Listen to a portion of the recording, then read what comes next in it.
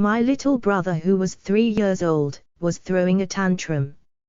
He wanted to go to McDonald's for lunch, but my parents were supposed to have lunch with Mr. and Mrs. Lim. Mr. Lim was my father's colleague and they were supposed to discuss some work matters over lunch. It was a Saturday and we had already placed our reservations at a restaurant on Orchard Road. I had just rushed home from remedial lessons and I was getting ready as fast as I could. When I had gotten dressed, I took over the job of trying to calm my brother down from my frazzled mother. I was quite annoyed with him and I really felt like slapping him to make him stop screaming. But I couldn't do that because I would get into trouble with my mother. He finally stopped screaming and just sobbed quietly because he was tired. I decided to ignore his sobbing and cleaned him up as much as possible. When we reached the restaurant, we saw that it was quite a classy and expensive-looking one. There was a waiter standing at the entrance and he ushered us politely to our seats. Mr. and Mrs. Lim were already there. We were slightly late because of my brother. We apologized and proceeded to place our order for the food. While waiting for the food, my brother started whining that he was hungry and he wanted to go to McDonald's. We promised him that we would bring him to McDonald's if he behaved himself. Fortunately, the food did not take long to arrive. My mother had ordered a mini roast chicken and potatoes set for my brother. He did not mind the potatoes, but he took one bite of the chicken and then spat it out. It was disgusting. My parents were extremely angry at my brother's behavior and we apologized profusely to Mr. and Mrs. Lim. However, worse was to come.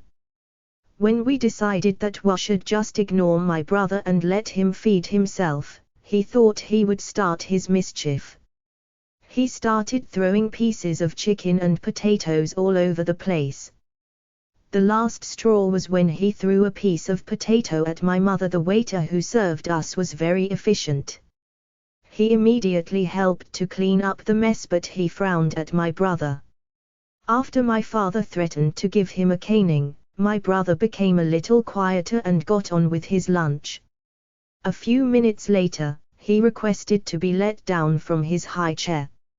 My mother did not allow it at first, but he started screaming loudly, so she quickly let him down. We warned him not to wander too far away from our table.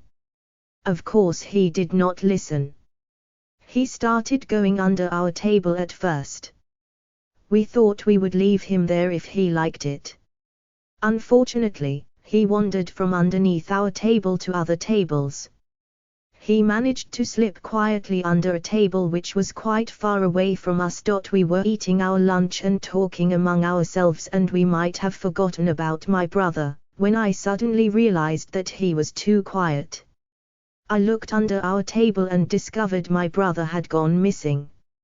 My mother and I immediately started to look around for him, with the help of some of the waiters and waitresses. We did not have to look long because we suddenly heard a lady screaming that someone had bitten her. From under her table, she pulled out a little boy who was barking like a dog. It was my mischievous little brother. My parents and I nearly died of embarrassment. I guessed it was my brother's way of punishing us for not bringing him to McDonald's.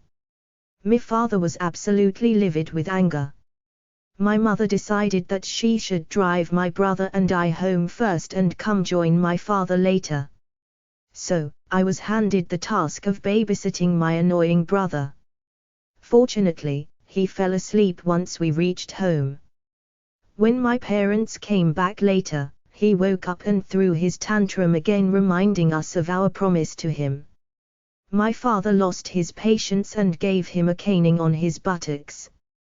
He screamed even louder, but we ignored him and he finally gave up screaming and just sobbed quietly for about 15 minutes. Soon, he calmed down and I decided to bring him to McDonald's after seeking permission from my parents.